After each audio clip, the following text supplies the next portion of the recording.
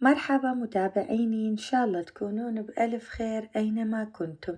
وصفتي اليوم جدا شهية وخفيفة ومن غير جلاتين، تنفع لجميع ومختلف المناسبات، وهي حلا كاسات التشيز كيك بطريقة جدا سهلة وبسيطة وعصرية. إن شاء الله تعجبكم الوصفة وتعالوا نشوف طريقة العمل. أول شي نحضره هو مربى البلوبيري. بالأول نحتاج كوب واحد من التوت مع ملعقتين طعام سكر، نقلبهم مع بعض بحيث السكر يغطي كل التوت لحد أن ينزل مي التوت، وبعدها نضيف نصف ملعقة طعام نشا الذرة مع ملعقتين طعام مي بارد. طبعا الهدف من النشا هنا يعطينا سماكة للمربى. نخلطهم مع بعض وبعدها ننزله فوق المربى، نقلبه مدة دقيقتين تقريبا، وبعدها نطفي النار ونضيف نصف كوب إضافي من التوت، نقلبها وتكون هذه سماكتها تقريبا. نتركها بين ما نحضر باقي المواد. ثاني شي نحضره هو البسكت. نحتاج كوب ونصف من بسكت الدايجستيف المطحون مسبقا مع ملعقة طعام سكر، بالإضافة إلى ثلث كوب زبدة. طبعا ممكن تستخدمون أي بسكت خالة متوفر عندكم، تطحنوه وتضيفوا له باقي المواد. بعدها أني استخدمت 450 غرام من جبنة فيلادلفيا قليلة الدسم، شرط أن تكون بدرجة حرارة الغرفة. راح أخفقها مدة دقيقتين تقريبا حتى أتخلص من كل التكتلات وتصبح كريمة طرية بهذا الشكل. ننزلها من الأطراف وبعدها نضيف نصف كوب سكر وأخفقهم مع بعض مدة دقيقتين إضافية لحد أن يصبح قوامها كريمي وناعم.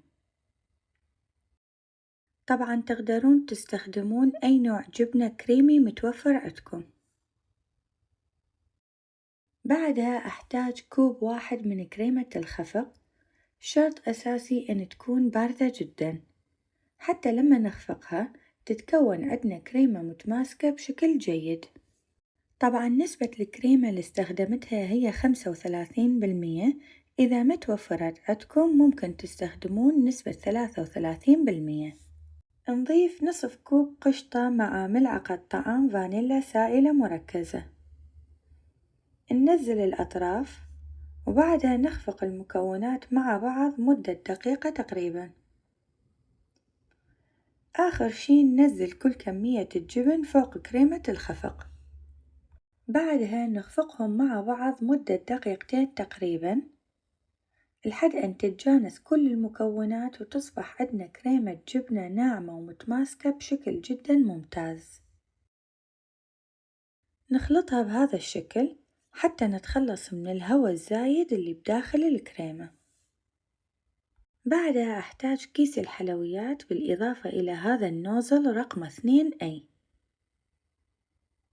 حاولوا أنكم ما تعبون الكيس كثير حتى تاخذون راحتكم بالشغل بيه. طبعا ممكن تستخدمون أي كيس متوفر عندكم، مو شرط يكون كيس الحلويات. أنا استخدمت هذه الكاسات، ممكن تستخدمون أي كاسات متوفرة عندكم وبأحجام مختلفة. راح أضيف ملعقة كوب ونصف من البسكت المطحون لكل كاس، ممكن تضيفون أكثر أو أقل يكون على رغبتكم. ملاحظة: حاولوا أنكم ما تكثرون من الزبدة فوق البسكت حتى ما يتماسك كثير ويتصلب وياكم. نرتب وجه البسكت بهذا الشكل، وحاولوا أنكم ما تضغطون على البسكت كثير حتى ما يتصلب ويتجانس مع كريمة الجبنة بكل سهولة. بعدها نضيف كريمة الجبنة. طبعا القياسات هو ذوق شخصي، ممكن تضيفون أكثر أو أقل يكون على رغبتكم.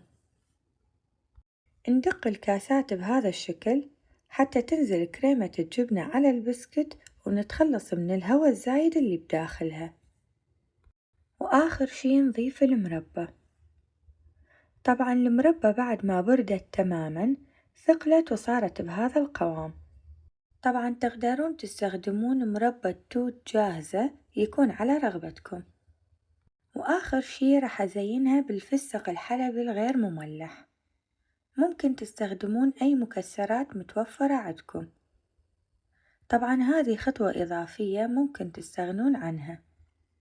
راح أقدمها بهذا الشكل، وطبعا أكيد طريقة التقديم والتزيين تختلف من مناسبة إلى أخرى على حسب شكل وحجم الكاسات اللي متوفرة عندكم. وهذه هي وصفتي اليوم، وصفة جدا سهلة وبسيطة وعصرية ومناسبة لجميع المناسبات. إن شاء الله تكون عجبتكم طريقتي. أتمنى أنكم تجربوها وتكتبوا لي رأيكم بيها، لأنه رأيكم جدا مهم بالنسبة إلي. كل المقادير والمكونات والملاحظات مكتوبة بصندوق الوصف أسفل الفيديو. إذا عجبتكم وصفتي اليوم لا تنسون اللايك للفيديو والاشتراك بقناتي وتفعيل زر الجرس حتى يوصلكم كل فيديو جديد أنزله. كانت معكم أم يوسف من قناة تيستي يامي.